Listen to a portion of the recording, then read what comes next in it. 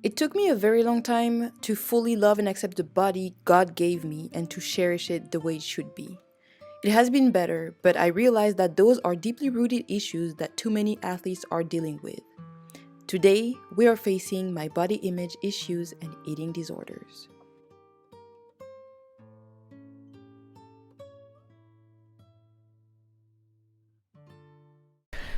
Hello everyone. I hope that you are all doing well.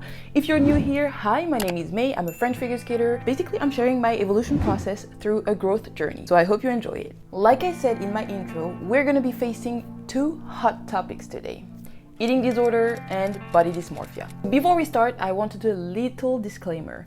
Of course, I'm gonna try to be as positive as possible, although I know those can be heavy topics for some people, so if you don't really feel comfortable with me talking about eating disorders, body dysmorphia and all of that, if you're going through something and you are afraid to be triggered, I really don't want that video to cause you harm. I just want to share my experience and hopefully help somebody out there. So if you feel and you know it's not going to help you, I'll see you next week. I'm going to give you a timeline of how the video is going to roll out, so then it's a little bit easier for you to understand why I decided to choose that topic, especially for this Thursday, and all the life cycles I went through and how my experience went and why all of this happened. You'll understand more as we go through the video. I decided to do it now because, as some of you might know, or maybe you don't, but if you don't, it's because you don't follow me on Instagram, so I suggest you follow me on Instagram so then you don't miss any news, any updates, or any stuff like that. I'm getting ready for my very first competition of the season. Actually, my competition happened last week. I finished 5th and it was my first time on a competitive ice since Worlds 2021, where I ruptured my Achilles tendon, so yay! What happened to me all throughout the preparation for that competition is what motivated me to speak up about the problem. And also, I received that questions from Jamie on my Instagram. Again, if you're not there, you're missing. I thought it was in line with the message I wanted to share, and maybe the answer to that question can be found a little bit in my experience. Another disclaimer before we dive into it: this is my own thought process. I'm no expert, I'm no professional, and of course I am surrounded by professionals and experts, and I will surround myself even more with professionals and experts to help me go through that. But I just want to share my story, my experience, my life experience with you all. So I will strongly suggest that you don't take everything that I say for granted and you still seek the proper expert professional to help you and guide you through any storm of your life you're going through. But maybe by sharing my life experience is going to help you see, being helped in a different way, or you might have like a little something that will help you. So this is just like a friend talking to a friend. I'm no professional. Thank you. Figure skating is a sport where we are based off our appearance. It has an important role in the final mark that we can have. Obviously, we look at our lines, our air position, the way we move and express ourselves on the ice. So the overall look has its importance in the final mark that we're gonna have. And since a very young age, we're made aware that it's important to have beautiful lines, to have a good posture and all of that. But when we're younger, obviously we don't have the same body as when we grow up. So I call that the awareness phase, just because, I had no problem at that time. As you can see, I was quite tall, tiny, and athletic. But the adults, they know what's coming up for us. We don't know because we haven't gone through it yet. We're just like living our best life. We're like, yeah, everything is easy, everything is cool, everything is fine. They are trying to be preventive and telling us, okay, you need to be careful. Like, nothing too crazy, at least for me. That is my life experience. Again, it can be different for you or anybody else. But globally, they were just saying, as you're getting closer, be mindful of what you put in your body. They know that phase of puberty can be very scary, messy for the girls, especially because they can, even for the guys actually, but I'm a girl, so I'm gonna speak about what I know. It's not very fun for the athlete and the coach most of the time.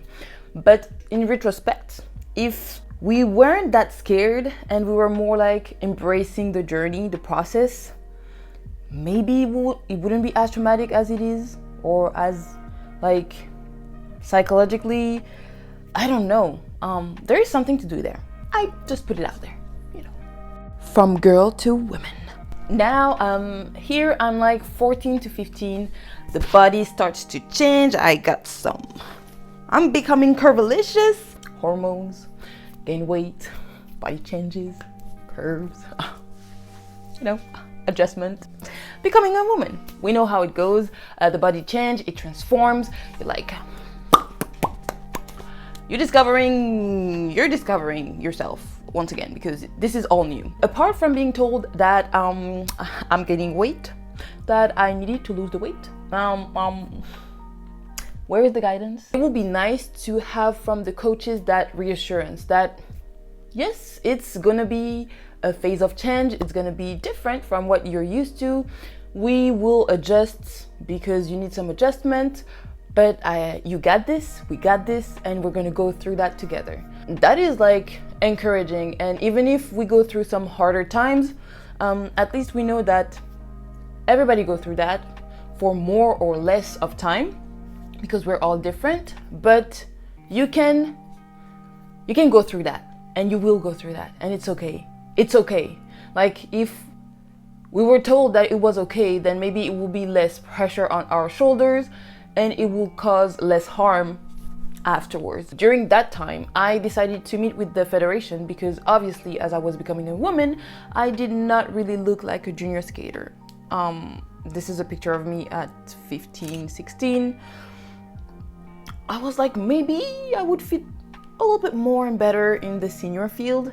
To the phase 3, the psychological pressure. Okay, so I talk about it with like a lot of lightness and stuff, but it's just because I want to, you know, I bring a little bit of my personality into it. I'm still being serious about the topics because that is something that has been affected so many people around me, and me included. So, you know, just want to be a little bit more lighthearted so then it's not too heavy on ourselves. Anyway, the psychological pressure is very sneaky, and it comes like slowly but surely, and I don't know if the people that are doing this are aware of it. Some of them might be aware, some of them might not.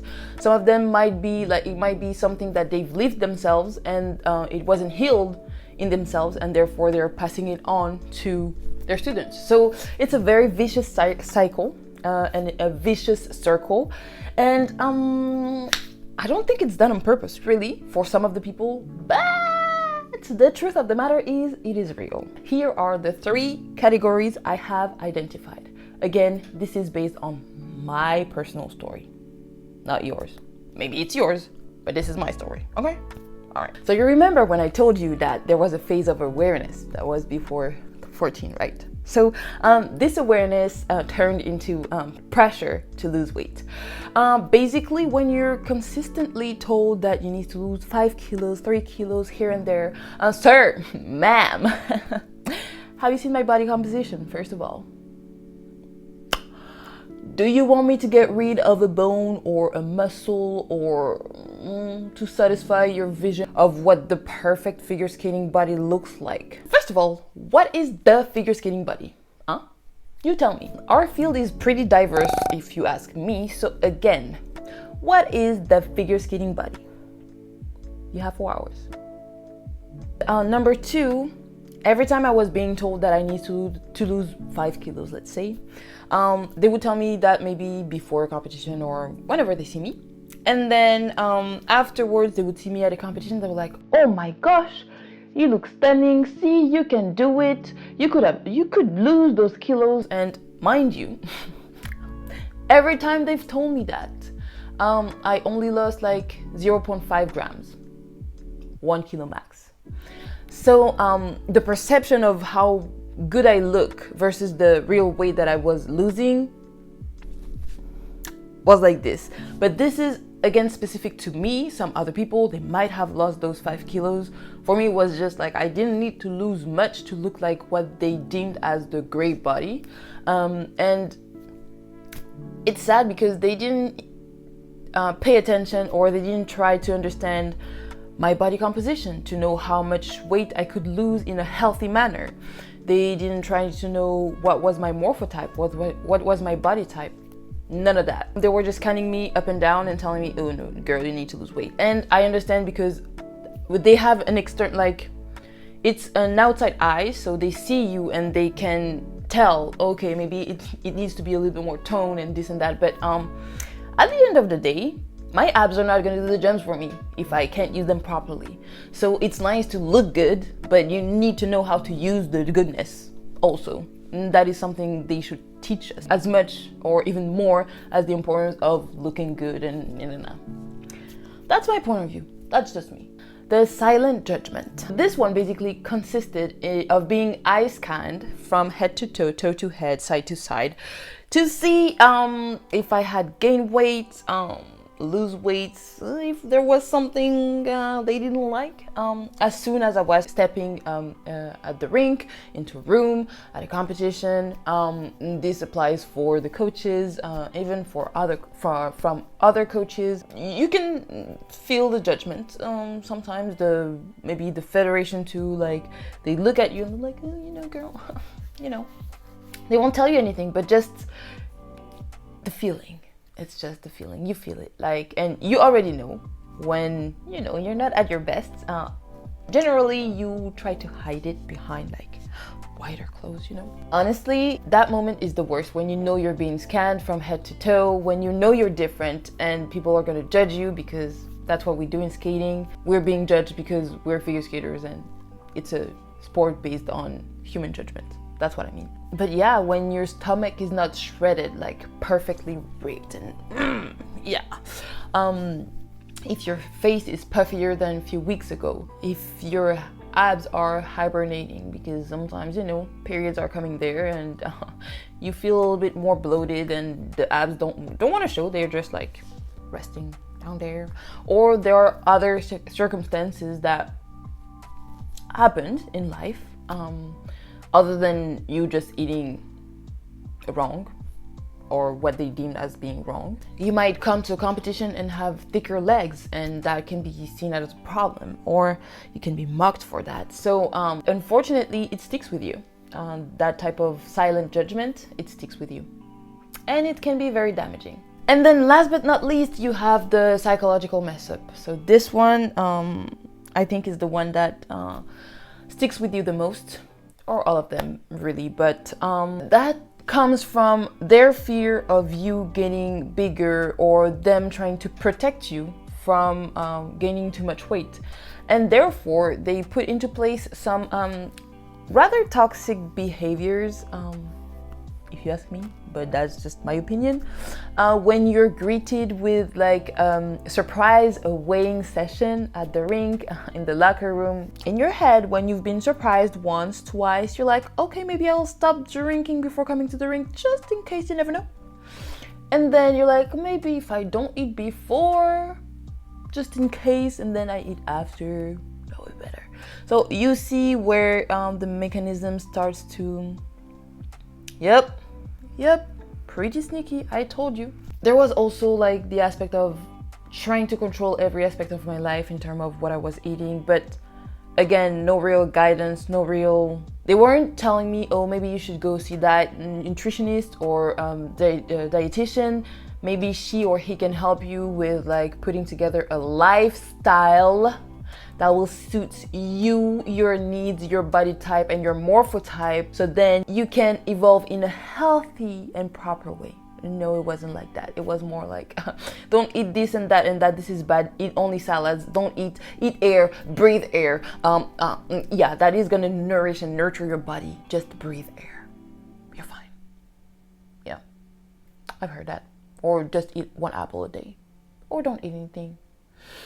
Yep, the cherry on top was being spied on whenever I was close to a buffet or whenever I was eating. And sometimes some secret spies were sent to control and overlook what I was eating. And then reports were made, and then I was being yelled at because I was eating fries or stuff like that. And then I'm like,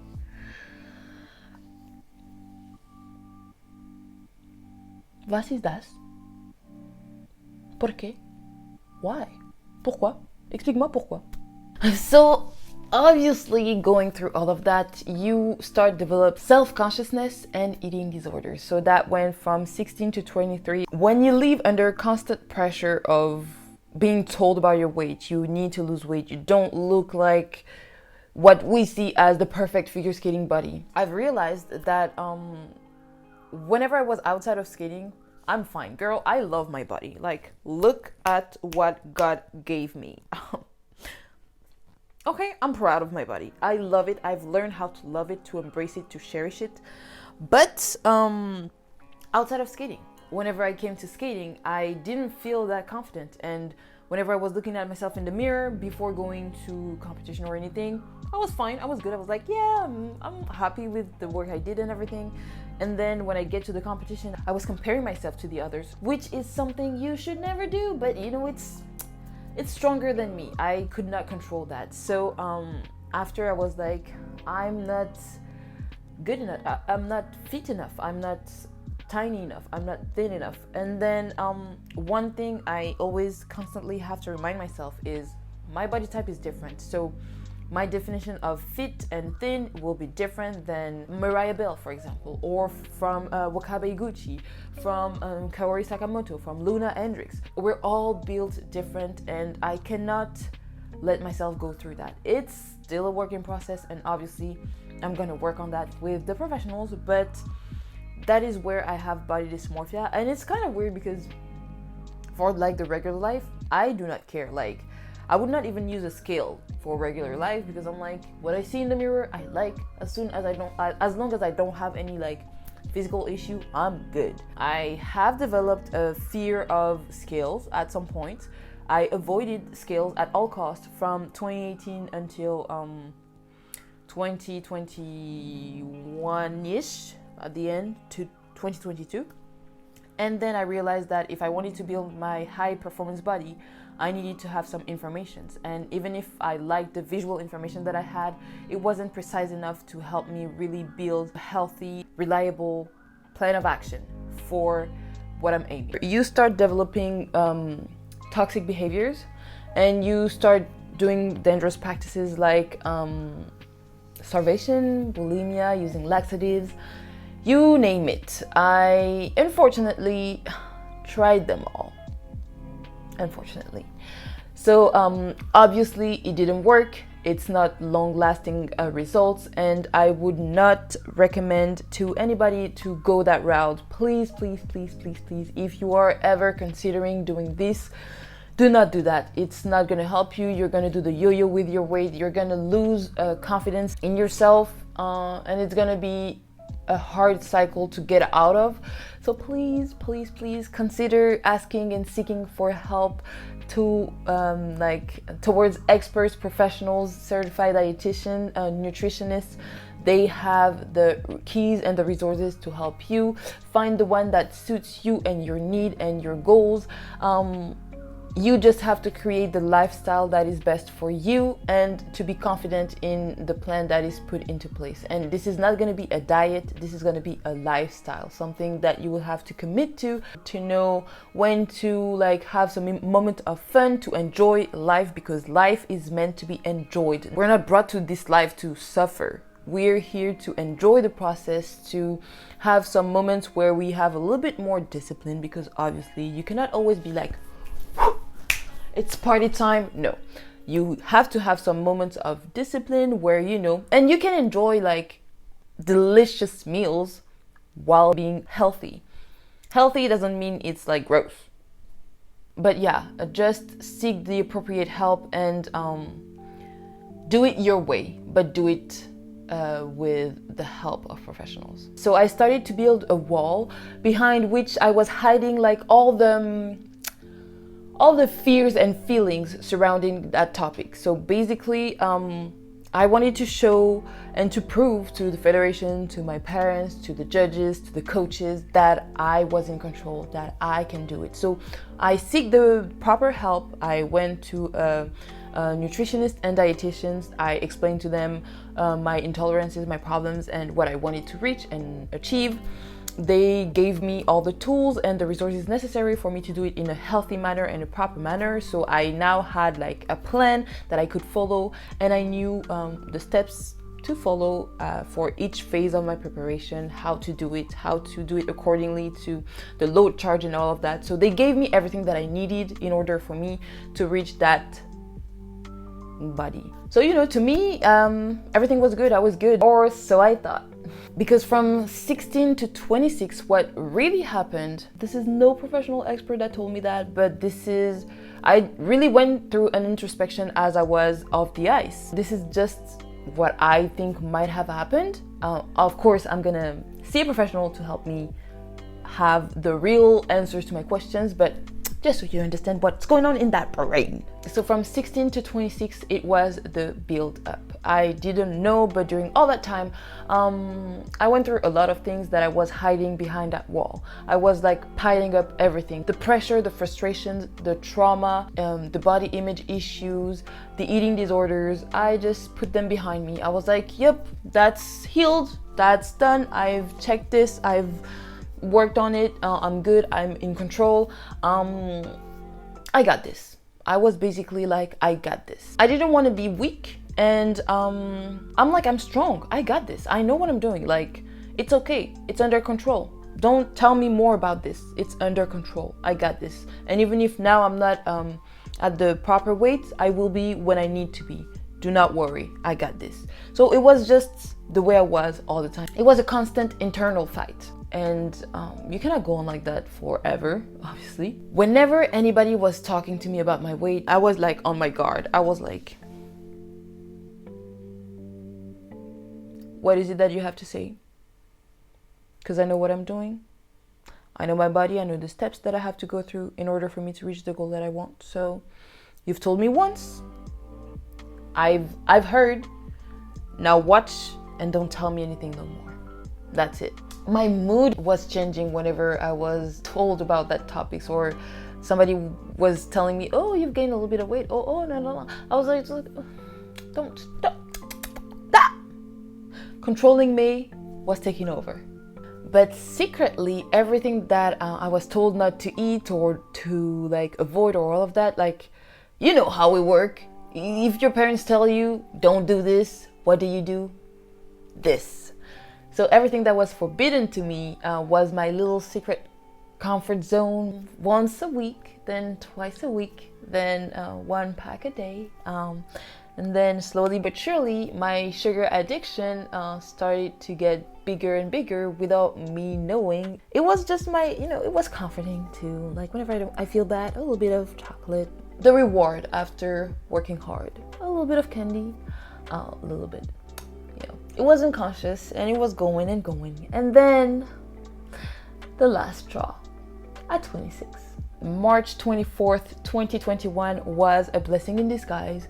And now that I take a little step back and I look back at this situation, this day specifically was an accumulation of a lot of things. Physical, mental, psychological. My body had enough. And since it didn't seem like I was going to stop anytime soon, my body was like, oh, that's what you're gonna do? Alright, girl. Watch. It decided for me that it was time to just take a break. Have a Kit Kat. Sorry. Fast forward to my rehab process. Towards the end, May is running, jumping, thriving, ready to get back on the ice. And I need to start getting like I was already in pretty good shape, but as I was aiming at going back on the ice, I needed to be even more mindful of my weight, because when you've been injured, you want to make sure you are in some type of shape, so then it won't break again. Back on the ice, starting to get slowly but surely in the mood and in the wave of things, and then the aftermath hit. So obviously, like I said, I had time to reflect on how I wanted to approach my career, and I had all those plans, that idea, that new professionalized approach for my figure skating career, for my life outside of skating as well. And for figure skating, that includes building a high performance body. Also known as the most optimized body for my morphotype body type is a body that's been built in order to allow me to perform to the best and highest of my abilities, all while being fully nurtured, optimized, cherished, and loved. So now I'm back on track. I have all the tools and the resources that I need. I know the do's and don'ts. It should be easy, right? Nope. It was just crazy. The intensity of the cravings that I was feeling was scary. It was crazy and scary to me because I was like, I cannot control those. Like usually what's happening to me whenever I have my periods, but those were like over like 10 days, I would not stop. I got scared of my own body. I was like, what is going on with you? What's happening? Tell me, please tell me. I don't know, I don't understand why you're doing this to me. So I'm like, maybe a complete restriction is like triggering something in me from the past that is not the best for me at the moment. So to give you a little bit of context, I did a 21 days challenge without any sugar. I could only eat fruits and nothing, no honey, no candy, no cake, no nothing. So that's why when I'm saying restrictive, I'm talking about just going sugar-free for 21 days. Maybe later on it's gonna be better, but at the moment, not good for me. So I'm trying to find like the proper way to do so. I need to relearn portion control management, because with sugar, and that's only with sugar though, because with the rest I'm fine. Like I'm fine, but sugary stuff, Jesus, it's a catastrophe. But it's getting better. So if you're still here, thank you so much. I truly appreciate it. And now I'm gonna answer Jamie's questions on how I balance my personal goals with my health. This brings us to 27, facing it. The whole thing, everything that happened, the cravings, the crazy moments, I had to face it at some point, because if I wanted to evolve, if I don't face it, how am I supposed to make it? So first things first, Jamie, my biggest advice, and again, I'm no professional, but you know, that's from my life experience, is shifting the focus, not on your weight loss, but rather on the lifestyle that you build around it to reach your targeted body and the peace of mind that will eventually give you the results that you want for your weight. So this is something that has worked for me, because it's too much pressure to think about, I need to lose that much weight. For me, it was too much. I was like, I don't want to be and go that way. But rather, okay, what lifestyle I can put into place, so then my mind feels good, my body is happy and satisfied, it's nurtured the way it should be, it's healthy, it's functioning, and I see some results and I'm satisfied, because when I take pictures, like evolutive pictures, I can see a difference. I can see it's getting the way I want it to see. I feel good, I feel confident, I feel like, whoa, okay. So I would say number one is shift the focus. Number two is understand and know about your body from the inside and out. You gotta know if, for example, you're, I don't know, lactose intolerant, if you have anemia, if you have this and that and that. Your body tells you more than you think it does, and sometimes we're too quick to like not listen to it, to act as if it wasn't telling us something. But I'm not saying that you have to be like, oh my gosh, no, it's terrible, oh, this is happening. No, you don't have to be over dramatic, but just know sometimes, you know, oh, I feel this, or maybe you ate something and you feel a little sensation. Do some tryouts and see, okay, if I eat that again, do I feel the same pain? Do I feel this? Do I feel bloated? Do I feel like that? And then learn how to know your body, so then eventually it will be a game changer, because again, you will know what works and what doesn't work for you. So therefore you'll know if, for example, you want to have, for me, I know cheese inflammation. It's like that. cheese equals inflammation for me. But if I want to have a moment where I enjoy myself because I love a good raclette, I'll choose the time, the proper time to do so. So I know I'm not skating, I'm not having like a physical, like a hard training after that, because if I have a hard training and I have inflamed knees, this is not good for me. So I choose the date and time to enjoy that raclette, so then I know it won't affect my body on the ice afterwards. So I try to create the lifestyle that I need, that works for me and that suits me and my specificities. So that is the second thing that I would recommend. The other thing is, don't be afraid to surround yourself with professionals. They're here, they've studied for that, they're here to help us. So they will give you the appropriate guidance, the support that you need also, because sometimes it comes from people from the outside, and they will be here to help you work on your weaknesses, because sometimes, you know, some stuff are harder for some people than others. It's just like that. And maybe they can help you build some habits around that to help you get stronger on that, because that's what they're here for. Surround yourself with experts would be my number 3 tip. Number 4 will be find ways to make your mind, body, and soul happy at all times. Of course, we have some fluctuations. We cannot be happy at all times, but most of the time. And the last thing that works like a charm for me is, I don't know if you're a believer, but I pray a lot.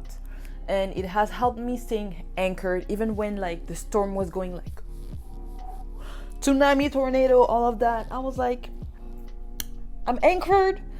It was going like this, you know, it was fluctuating from side to side, but still aiming at the goal. So praying has helped me a lot. And even if sometimes you deviate a little bit, you still go like to the point. I hope this is gonna help you in your quest, in your life quest. And I hope I have answered your question. If you're here still, thank you so much for watching. It means a lot to me. I hope that you guys liked the video. Do not hesitate to share, subscribe, like, comment, share with me your life experience if you don't mind. If you find some like useful tips, I would be also glad to know. If the video was just helpful to you, please let me know. Do not hesitate to share it with like a friend who you think might need to hear that, or to your coach if you want to send a subliminal message. I won't tell them you did, but if you want to throw it out there, you can. I'm looking forward to seeing you next week, and please do not forget that you got this, and we're gonna face it together. Till next time.